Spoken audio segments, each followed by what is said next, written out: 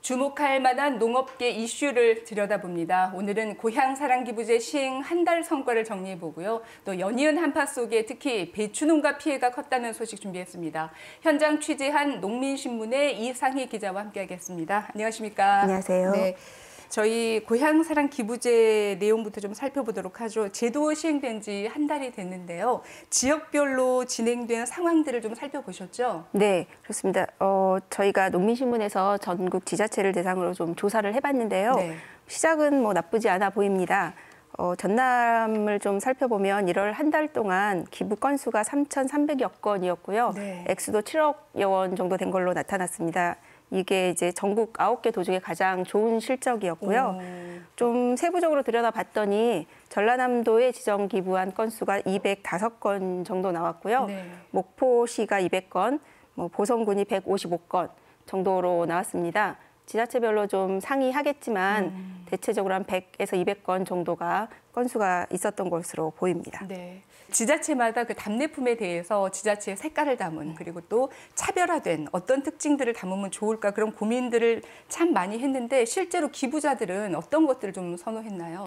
네, 조사해 봤더니 당초 예상했던 대로 지역 농특산물에 대한 선호가 좀 높은 걸로 나왔습니다. 네. 확인이 됐는데요. 전라남도에 지정 기부한 사례들을 가지고 좀 살펴봤더니 네. 김치하고 쌀이 각각 15%로 1위를 차지했습니다. 예. 이어서 한우가 8%로 뒤를 이었고요. 한과랑 영광불비 순으로 농특산물 선택한 경우가 압도적으로 많았습니다. 다만 이제 지역 상품권을 좀 선호하는 사례들도 좀 나왔는데요. 보성군의 경우는 지역 상품권 선택이 1위로 나타났거든요. 예. 이런 내용만 보면 긍정적으로 보여요. 하지만 현장에서 몇 가지 문제점도 지적이 됐죠. 네, 지금 현재 고향사랑 기부금에 관한 법률 시행령에 보면 네. 개별적으로 전화나 편지를 통해 접촉, 개선 홍보를 하는 게 금지되어 있고요. 네. 그리고 뭐 향후회나 동창회 같은 사적 모임을 통해서 홍보하는 것도 금지되어 있습니다. 네.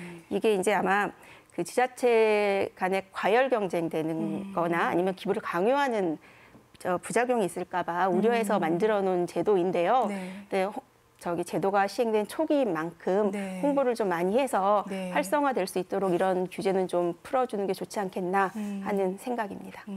자, 이제 시행된 지 한 달입니다. 이 제도가 성공적으로 잘 안착될 수 있도록 어떤 것들이 더 필요하다고 보십니까? 네, 일단 기부금을 받았으니까요. 지자체들은 이 기부금을 사용해서 어떤 방식으로 정책을 쓸 것인지 계획을 수립해야 하는데요. 네.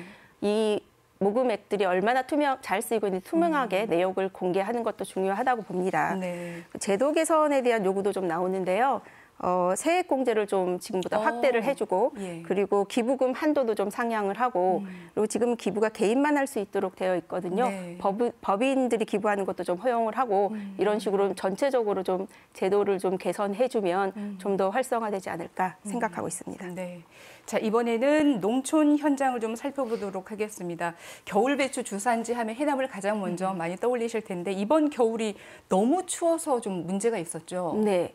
원래 겨울 배추는 얼었다 녹았다 하면서 그렇죠. 겨울을 지내는데요. 네. 올겨울은 정말 추워도 너무 추웠던 모양입니다. 네. 1월 중순께 기온이 한 영하 10도 이하로 떨어진 날이 있었는데요. 이후에도 기온이 회복되지 않고 영하권이 계속 지속되면서 그냥 얼어버린 겁니다. 원래 그 밑동이 하얗게 나와야 되거든요. 근데 얼었다 녹았다를 반복하니까 하얘야 되는데 반짝반짝하고 아주 싱싱하게 하얀색이어야 되거든요. 네네. 투명하게. 네. 근데 누르스름한 기운이 도는 시기인 거죠. 지금 얼어버려가지고 이미 그렇게 좀 이게 품질이 저하된 상태인 거죠. 네. 네, 이게 그냥 일부 밭의 문제가 아니라 해남과 진도 어디를 가나 배추밭 대부분이 네. 비슷한 상황인 걸로 확인이 되고 있습니다.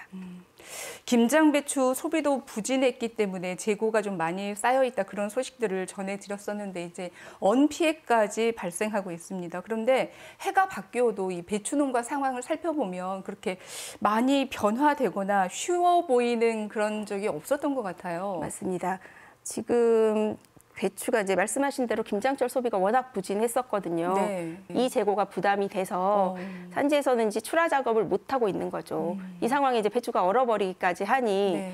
원래라면 이 배추를 수확해서 저장고에 넣어놨다가 출하를 나중에 하는 상황으로 진행이 되는데 네. 올해는 배추가 얼어버렸기 때문에 이거를 저장해봤자 썩어버리거든요. 그렇죠. 그래서 바로 출하를 해야 되는 상황인데 배추가 너무 많으니까 출하가 안 되는 상황이고 그래서 지금 원래 겨울 배추가 2월 말, 이달 말이면 수확 작업을 마무리를 해야 하는데요. 네. 30% 정도밖에 수확이 안 된 상태일 정도로 밭에 배추가 많이 남아 있다고 합니다.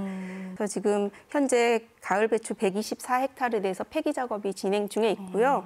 이후에 이제 더해서 겨울 배추도 230헥타 정도 지금 출하 정지를 시켜놓은 상태입니다. 말씀해주신 산직 폐기 이외에 좀 더 근본적인 대안을 찾아볼 수는 없을까요? 전문가들은 두 가지 정도 대책을 얘기를 합니다. 네. 첫 번째는 산지에다 저온저장고 같은 시설을 좀 확충을 해서 산지에서 출하량을 좀 조절해 보자라는 이야기를 하고 있는데요. 네. 이 전체 생산량하고 상관없이 일시적으로 시장에 출하되는 양이 많거나 적으면 또 가격이 오르락내리락 그렇죠. 하기도 하거든요. 네. 이런 불합리한 거라도 좀 개선을 해보자 하는 차원에서 나온 얘기인데요. 또 두 번째로 나온 건 좀 더 근본적인 대책인데요. 품종 개량을 좀 해야 하지 않느냐라는 얘기가 나오고 있습니다. 네. 수확 시기를 좀 지금보다 좀 확대할 필요가 있는데 네.